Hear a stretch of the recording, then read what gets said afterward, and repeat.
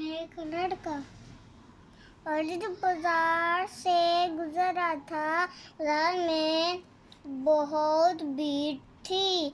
उसने एक बड़े मियाँ को देखा जो नबीना दिखाई दे रहा था रहे थे। उनके हाथ में लाठी थी। वो लाठी टेक कर चल रहे थे। डर था कि किसी से टकरा ना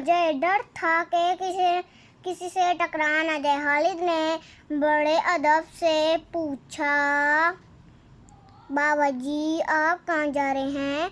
बड़े मियाँ ने जवाब दिया, बेटा मैं मस्जिद जा रहा हूँ।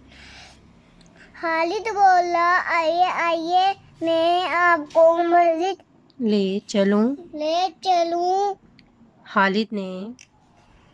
खालिद ने कहा, बड़े मियाँ का हाथ पकड़ लिया। खालिद आगे था। बड़े मियाँ पीछे थे। जब मस्जिद आ गई तो खालिद ने कहा, बाबा जी आपकी मस्जिद आ गई। बड़े मियाँ ने खुश होकर दुआ दी। जीते रहो बेटा, तुम बहुत नेक लड़के हो। खुदा तुम्हें खुश रखे। आमीन।